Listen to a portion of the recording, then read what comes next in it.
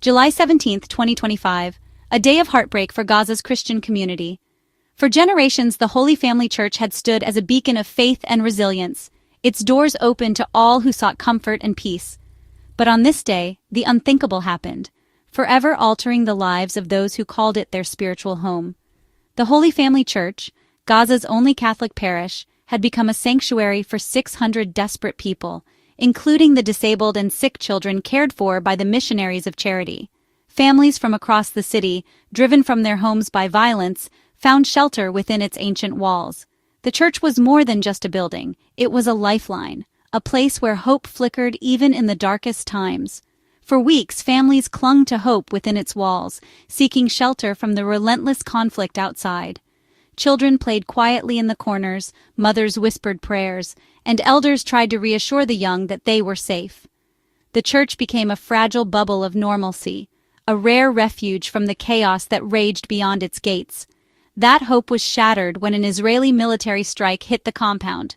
The sound of the explosion echoed through the city, sending shockwaves of fear and disbelief through the community. In an instant, the sanctuary was transformed into a scene of devastation. The blast ripped through the church, turning a place of prayer into chaos and devastation.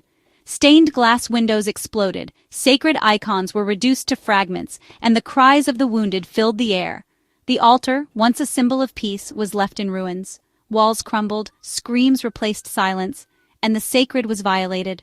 Survivors stumbled through the dust and debris, searching for loved ones, their faces etched with shock and grief.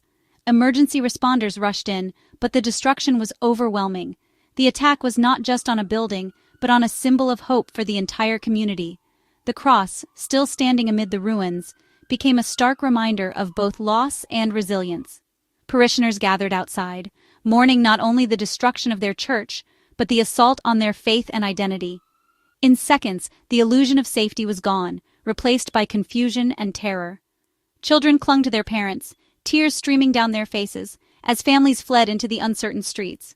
The sense of community that had held them together was now fractured by fear.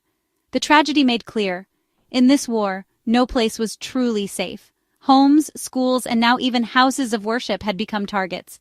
The destruction of the Holy Family Church sent a chilling message to all.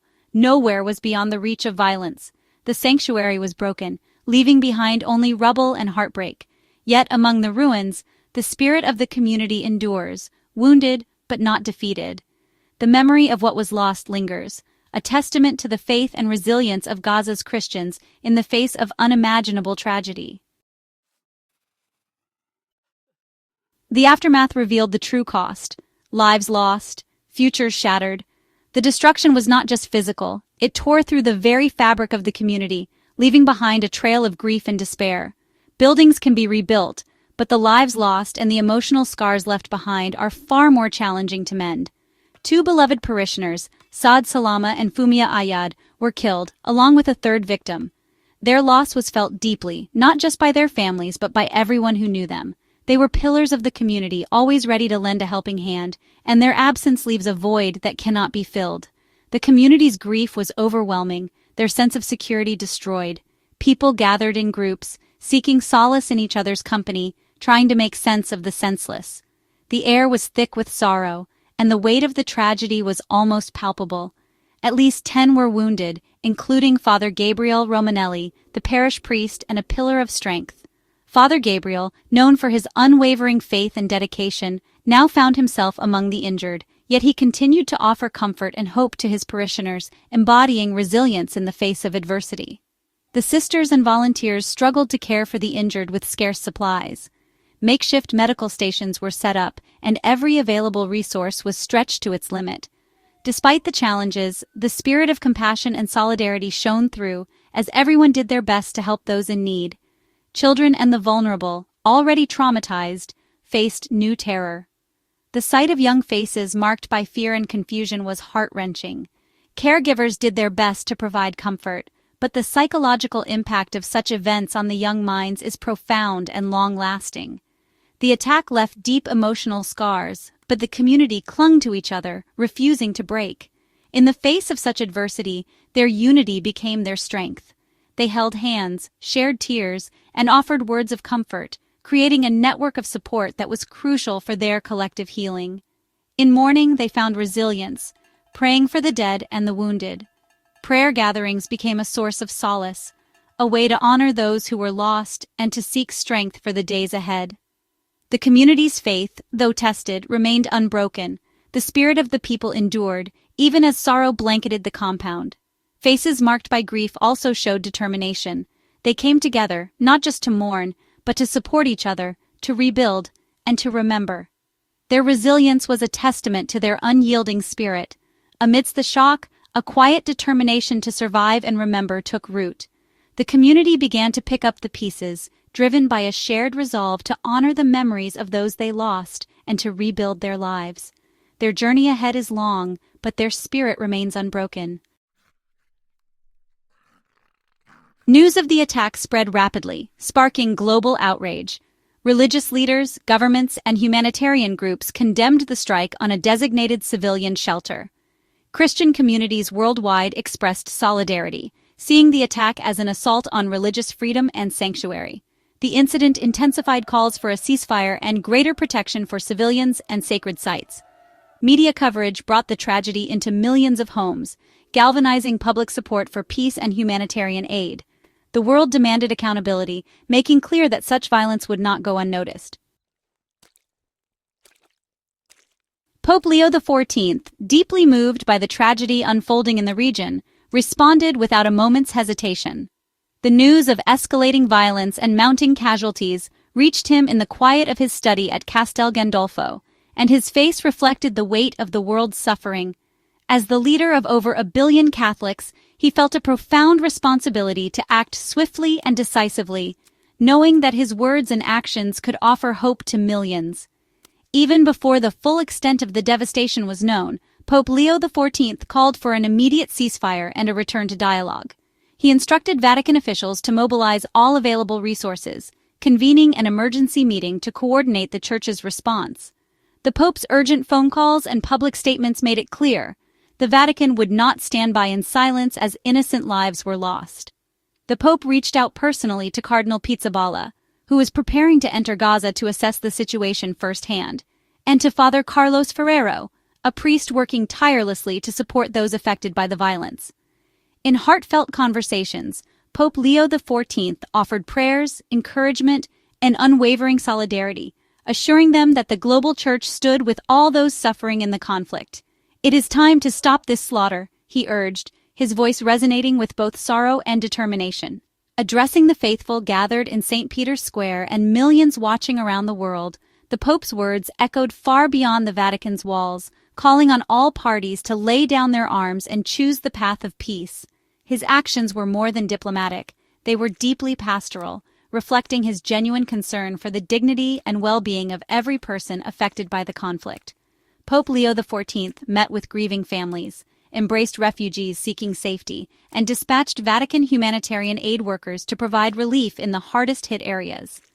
The Pope's moral authority set the tone for the Vatican's response, demanding respect for human life above all else. He led Vatican officials in prayer, urging the world to remember the sanctity of every life lost and to reject the cycle of hatred and revenge.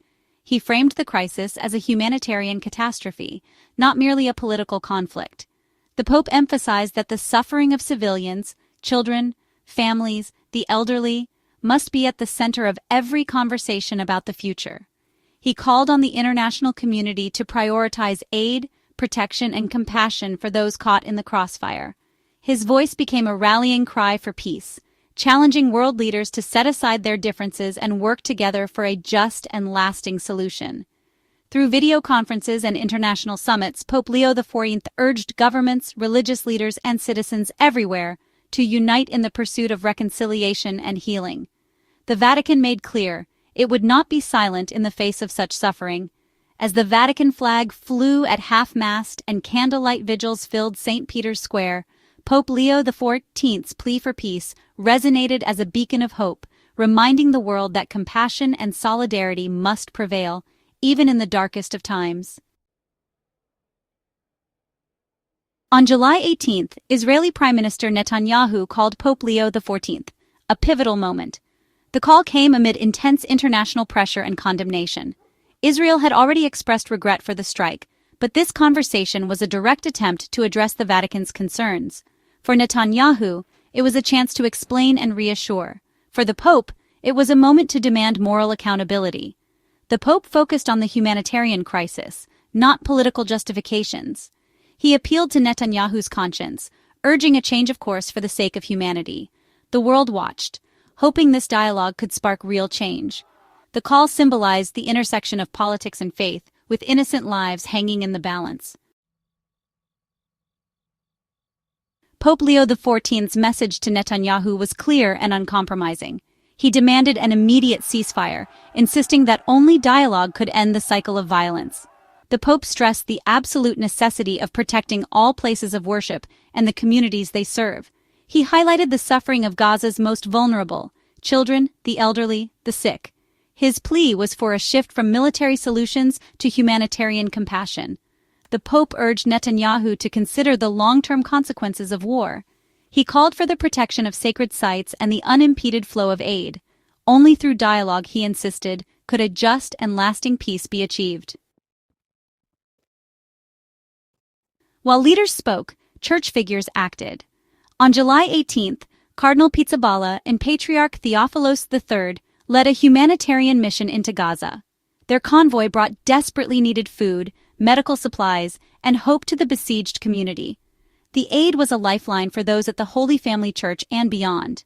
The leaders met survivors, arranged evacuations for the seriously injured, and offered comfort. Their presence was a powerful symbol of Christian unity and compassion. The Latin Patriarchate vowed the Christian community in Gaza would not be forgotten. Even in darkness, their visit was a beacon of hope. The attack reignited a global call to protect sacred spaces. Places of worship are meant to be sanctuaries, safe from the violence of war. The strike in Gaza was a painful reminder of how fragile these principles are. Pope Leo XIV's demand for protection resonated across faiths and cultures. In conflict zones, churches and mosques often become last refuges for civilians. Attacking them is not just a violation of law, but a blow to humanity itself. Protecting these sanctuaries is essential for preserving hope and dignity amid chaos. As the dust settles, one lesson is clear. Violence is not the answer. The tragedy at the Holy Family Church shows that only dialogue can lead to lasting peace. Leaders must recognize the shared humanity of all people in the region. The hope for peace depends on courage, empathy, and compromise from both sides. The world must support efforts to protect civilians, deliver aid, and secure a ceasefire. Every life is precious. The goal must be safety and dignity for all. The story of the Church is a call to reject despair and work for a future without such tragedies. Hope endures, in prayers, in humanitarian action, and in the persistent call for peace.